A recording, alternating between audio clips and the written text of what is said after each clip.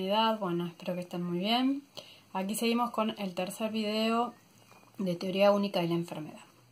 Bueno, como estuvimos viendo, el desarrollo del bebé en el grupo familiar, su vínculo que va desarrollando con su mamá, con su papá, todas esas experiencias internalizadas, ¿sí? Todo eso constituye un tipo de grupo familiar específico, ¿sí? Y cómo nuestra conducta se va a ir desarrollando en base a las matrices de aprendizaje que fuimos copiando de nuestra madre, nuestro padre y de los vínculos primarios que tuvimos en esos primeros años de vida, que a veces también influyen los abuelos, los tíos, los cuidadores, ¿sí? Entonces, de eso podemos ir sacando en claro que el portavoz va a ser el depositario de las ansiedades del grupo, ¿sí? En donde adjudica, ¿sí? Y asume ese rol.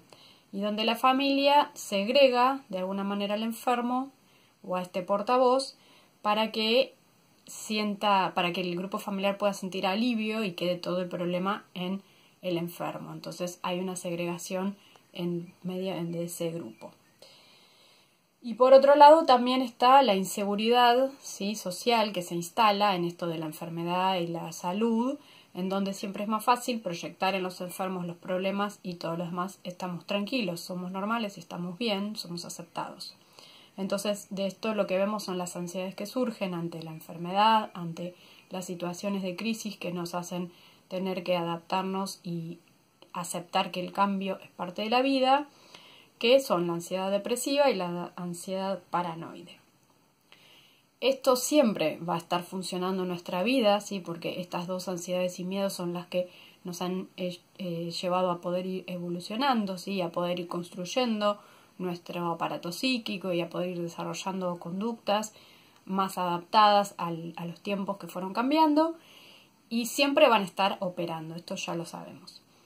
Por otro lado, les quería leer algunas palabras de Pichon Rivière, que habla de esto de la pauta estereotipada, ¿no? Que es un mecanismo de seguridad patológico en donde este sistema cerrado, por eso no hablamos de una persona con una enfermedad mental o un padecimiento psíquico, sino es un grupo familiar, ¿sí? Con este padecimiento, y es un sistema cerrado.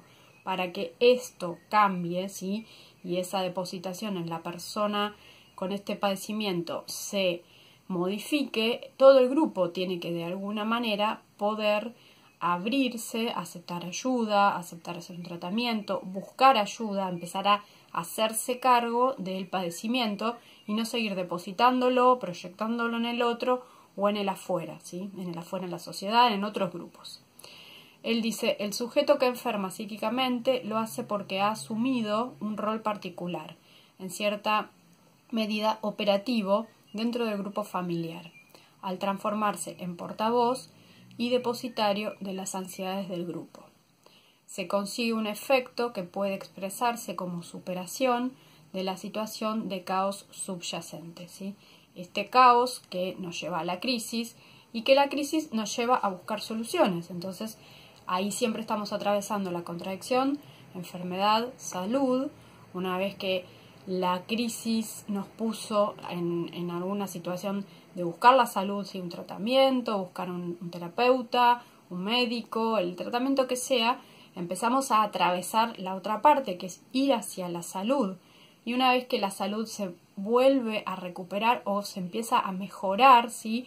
Esa familia puede en el espiral dialéctico dar una nueva vuelta y subir un poco de nivel, se recupera. Obviamente cuando esa familia se agranda un poco, ¿sí? Vienen nuevos integrantes o se retoma el contacto con algunos que se habían aislado, puede volver a suceder que otra vez, lentamente, alguna otra crisis nos vuelva a llevar hacia el camino de la enfermedad, de una nueva crisis, en donde eternamente vamos a volver a pasar por esto. Todos pasamos por esto, ¿sí?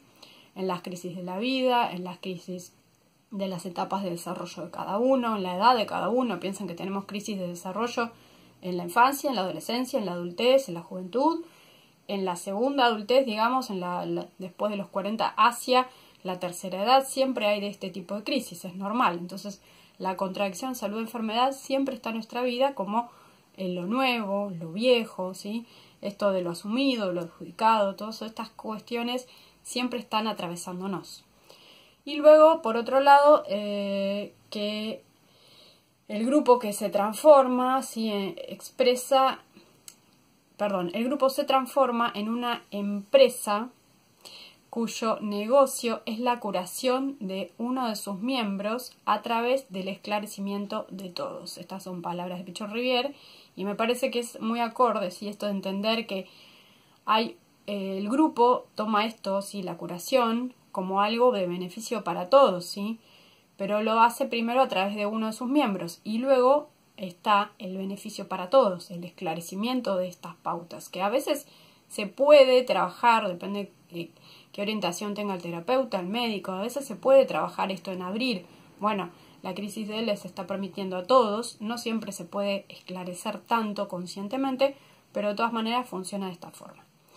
Bueno, entonces ahora, con esta pequeña introducción, vamos a continuar con los dos principios que faltaban, ¿sí? El principio de continuidad genética y funcional y el principio de movilidad de las estructuras, para cerrar un poco estos 3 videos de teoría de la enfermedad única. El principio de continuidad genética y funcional, si bien los otros 2 principios que estuvimos trabajando, ¿sí? El de policausalidad y el de pluralidad fenoménica, siguen estos temas, no están separados, ¿sí? Siguen, es como que se fuera profundizando. En el principio de continuidad genética y funcional seguimos hablando de esto, ¿no? De lo genético, de lo heredado. Entonces está lo histórico, lo genético y esta cualidad evolutiva de nuestra psiquis humana de poder pasar por distintos sucesos e instancias posicionales, ¿sí? de situaciones de crisis por las que atravesamos como sujetos a lo largo de nuestra vida. Entonces, todo esto histórico y genético hace que en nosotros se active o se desarrolle, quede guardadito, digamos, un núcleo patogénico, ¿sí? Que puede ser de la que es el de la depresión básica del momento de nacer, ¿sí? Y que quede ahí guardado, que ante una crisis ese núcleo patogénico central se active y nos haga entrar en situaciones de depresión, de crisis, de estrés, todo lo que hay.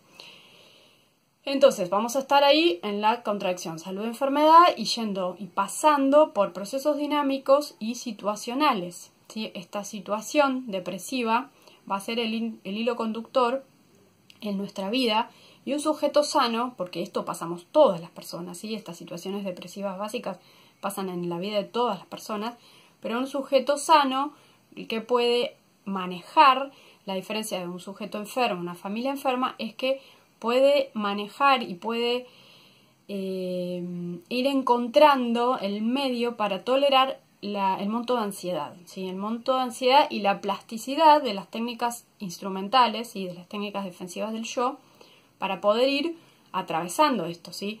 Uno entra en una crisis o se siente mal, algo físico, psíquico, emocional, entra en una crisis, se siente mal, al principio estamos por ahí no podemos aceptarlo, nos negamos hasta que en algún momento lo aceptamos. Bueno, sí, me pasa algo, estoy mal, no sé cómo salir, pido ayuda, lo comento con alguien, empiezo a ver cómo hacerlo, puedo hablar con mi familia, lo puedo hablar con mis vínculos importantes, los que me sostienen, esa red, si pude construirla, y desde ahí voy regulando este monto de ansiedad que surge, pero yo puedo, sí, porque tengo un contexto y unos vínculos fuertes, puedo tomar conciencia y actuar. La persona que está enferma, la familia que no puede asumir sus propios problemas, no puede, hasta que la situación no explota y alguien externo empieza a marcar algo pasa acá y hay que hacer algo, o se les va de las manos en situaciones concretas y hay que ponerse a accionar. El monto de ansiedad no se puede tolerar, entonces se vuelve muy persecutorio. Entonces, en esta elaboración de la situación, sí, es donde aparecen las depresiones. Y depresiones que tienen que ver con esto actual que desencadena, ¿sí? Con esos puntos disposicionales internos que remiten a la depresión básica del nacimiento. Entonces, hay que elaborar esta situación actual y que se reactiva lo pasado, ¿sí? Y movilizarse hacia un grado mayor de salud de enfermedad. Entonces, esto es una persona sana, en un grupo familiar sano. En un grupo enfermo o con alguna con crisis, ¿sí? No pueden elaborarlo y quedan estereotipados. Y cuanto más es el monto de ansiedad, mayor va a empezar a ser la enfermedad mental o la enfermedad psíquica. Entonces, para comprender esto, también tenemos que comprender que los humanos pasamos o tenemos en una clasificación de 5 depresiones, ¿sí? Básicas que hay que comprender. La primera es, como dijimos, la protodepresión, ¿sí? La del parto, la del momento de abandonar el útero, la calidez, la protección del líquido dentro del útero de la panza de mamá, esa situación de unión, de perfección, donde todo estaba en orden y donde el bebé no era consciente ni siquiera de su propio cuerpo, sino de esa unión y conexión con la madre, en donde se sentía unido, ¿sí? En ese círculo perfecto. Una vez que eso se rompe, el bebé tiene que pasar por esta protodepresión, en donde empieza a sentir que algo se perdió, ¿sí? De ahí viene protodepresión, de esto de algo idealizado se pierde, se corta y tengo que volver hacia esa instancia anterior para poder tomar conciencia y volver a ingresar a buscar la salud. Luego tenemos la posición depresiva del desarrollo, que también tiene que ver con el crecimiento, ¿sí? El destete, esta situación de pérdida que se genera ante el corte que mamá tiene que hacer, ¿sí? De cambiar la alimentación. Entonces, en esa situación también hay que elaborar sentimientos de ambivalencia, si el pecho bueno, el pecho malo, la culpa y esos intentos por elaborar a través de los mecanismos de reparación esto que yo tenía, esta conexión con mamá, que perdí ya del parto, ¿sí? Después del desarrollo, y estoy perdiendo también la unión del alimento. Entonces el bebé tiene que ir internamente, porque esto no es consciente, tiene que ir pudiendo elaborar todo esto. Esa es la primera posición depresiva del desarrollo. Luego tenemos la depresión desencadenante, que también aparece ante situaciones, experiencias de frustración o de pérdida actual, en donde aparecen estos primeros indicios de posible enfermedad mental, ¿sí? Enfermedad psíquica, en donde ya ahí tiene que ver con situaciones que yo le explicaba en el otro video, que a veces a los niños pequeños una mudanza, un cambio de escuela en mitad de la primaria les puede resultar traumático y puede eso quedar guardado, interiorizado como una crisis, y luego de adulto, cuando la persona puede empezar a revisar o en su terapia, algo pasó en la infancia y algo pasó y no está consciente, si está en el preconsciente, y eso puede por ahí volver a aparecer, no, sí, porque a mí me hicieron esto, eso quedó guardado como un gran monto de dolor. Y esta situación actual, tal vez se tienen que volver a mudar, también hay una situación de crisis en la familia, falleció alguien, hace que esto vuelva a aparecer. Esa depresión desencadenante, ¿sí? Luego tenemos la depresión regresional, en donde estamos volviendo hacia atrás, ¿sí? La regresión, y que también nos hace retornar a estos puntos disposicionales anteriores. ¿Ven? Como una se encaja con la otra, estas 5 depresiones. Estos puntos disposicionales anteriores son estos de la situación depresiva básica, ¿sí? Y una elaboración fallida por parte del individuo y su psiquis, y este fracaso en poder superar la posición esquizoparanoide, en donde queda dividido el pecho bueno del pecho malo, ¿sí? Y veo el mundo escindido, y yo me siento escindido, ¿sí? Luego tenemos la última, que es la depresión iatrógena, que es la depresión que es necesario que atravesemos en el proceso terapéutico, ¿sí? En cualquier proceso de sanación que estamos haciendo, y que nos lleva al proceso corrector, en donde la persona necesita empezar a integrar sus partes, ¿sí? Sus partes del yo, necesita empezar a atravesar por todo lo que sucede, empezar a reconocerse y hacerse cargo, empezar a retomar la autoconciencia y avanzar hacia este pasado que me dejó una marca, un dolor, un sufrimiento, y poder empezar a integrarse mejor, superar la situación de estereotipia, pasar por la posición esquizoparanoide y poder ir hacia atrás y retomar lo que había quedado doliendo con la situación depresiva, integrar el yo, ¿sí? Empezar a hacer insights, ¿sí?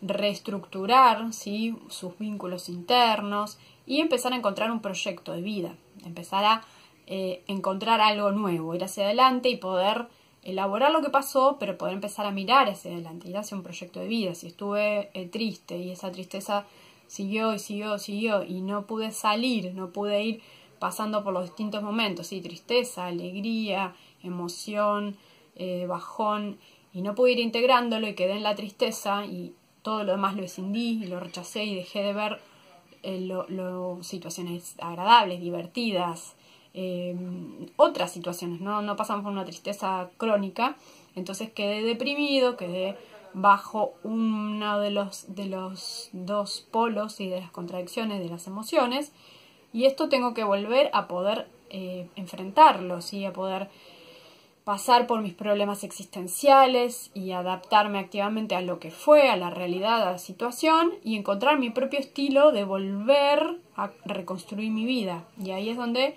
estamos trabajando con algún terapeuta y hay que pasar por la operación psicoterapéutica, el proceso corrector y poder integrar, ¿sí? Poder crear un proyecto de vida propio, donde ya no sigamos culpando, ¿sí? Depositando o asumiendo el fracaso de otro, las insatisfacciones del otro, lo que mis padres esperaban de mí, lo que mi grupo familiar espera de mí, y empezar a encontrar lo que yo quiero para mi vida y poder avanzar. Pero esto no se hace solo, obviamente este proceso corrector se hace con un terapeuta. Y esa depresión, la iatrógena, es la más importante por la que realmente todos necesitamos pasar para valorar la vida, para valorar los vaivenes de la vida.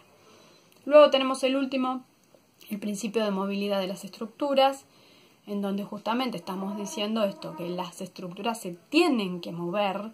Las personas que tienen esos conceptos de mi vida siempre fue todo igual, no hubo cambios, la vida no tiene cambios, las crisis en mi vida no existieron, es mentira, porque vivo en la misma casa, porque siempre fui así, porque trabajo en lo mismo, y cuando los padres fallecen entran en crisis, cuando hay un cambio, cuando tienen que hacer un cambio necesario, entran en crisis. Y ante todo entran en crisis y no pueden reconocer que esa crisis los está empujando a poder evaluar, a poder reconectarse, a poder crecer, a poder salir y desarrollarse, ¿no? Entonces es esta posibilidad correctora de modificarse, de modificar la estructura psíquica y de reevaluar todos los aspectos vinculares propios. Y de encontrar la satisfacción y la necesidad, ¿sí? Encontrar eso propio y poder desarrollarlo. También se pasa por, como dije antes, ¿sí? El nacimiento, la situación caótica, la pérdida, la protodepresión y esta conducta adaptativa que tenemos que ir desarrollando. Entonces, el bebé, seguimos evaluando lo mismo, ¿no? El bebé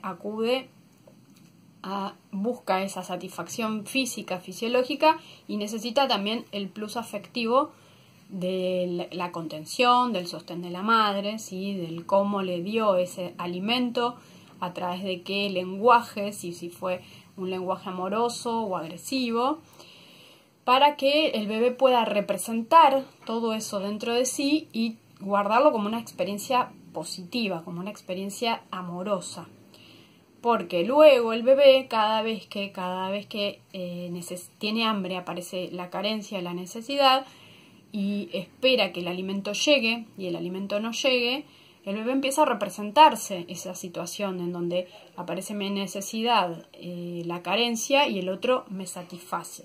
Si esta situación de necesidad, carencia, satisfacción no se puede cubrir, el bebé cada vez que, por ejemplo, se chupa el dedo, está alucinando de alguna manera a la mamá alimentándolo, ¿sí? Es una representación, y cada vez que esto el anclaje corporal que le queda, aparece con un monto de dolor y de ansiedad, obviamente no va a ser positivo, porque queda en esta situación de que la satisfacción no llega y queda alucinando a una permanencia que no está, y eso los desestructura y le crea mucha ansiedad. Entonces es importante que haya alguien que esté satisfaciendo desde la afuera a ese bebé, para que esa representación interna sea positiva. Y el bebé, al ingresar en esta situación de ambivalencia, siendo el pecho malo se fue y me abandonó y el pecho bueno viene y me alimenta, pueda introyectarlo como una situación de alimento positivo.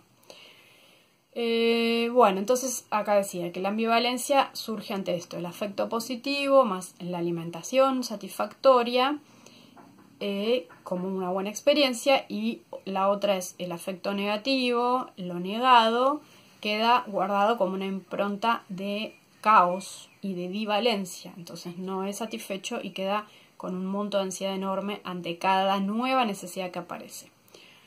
Las personas, al pasar por todo esto, tenemos que ir a medida que crecemos, ¿sí? De bebés a niños, 1 año, 2, ir integrando esta ambivalencia, ir pudiendo darnos cuenta que la misma mamá, la misma persona que nos materna, es la que nos satisface y nos alimenta, y es la que se aleja y nos abandona. Y esta integración va a ser la que nos permita desarrollar una psiquis sana y poder integrarlo, ¿sí? Verlo como un objeto total y no separado, y poder pasar por la situación de pérdida, ¿sí? Del destete, del alejamiento corporal, y pasar por la situación depresiva de pérdida del nacimiento. Entonces, el universo simple de lo bueno versus lo malo se empieza a complejizar, ¿sí? A transformarse, y estos dos valores coexisten en un mismo objeto, en una misma persona, en un mismo sujeto.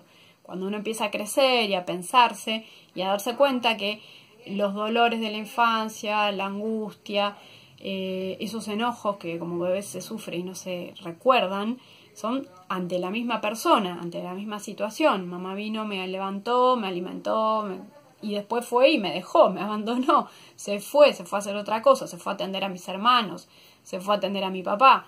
Y todo esto hay que integrarlo y hay que poder superar esa primera situación que nos genera tanta ambivalencia para desarrollar nuestra psiquis sanamente. Bueno, esto por ahora ha sido la explicación de teoría de la enfermedad única. Espero que haya sido lo más claro posible. Vamos a seguir revisando todos estos temas. Si tienen alguna pregunta, si quieren que profundice en alguna de estas teorías, me lo dejan en los comentarios, así en próximos videos lo preparo. Espero que anden muy bien y nos vemos pronto.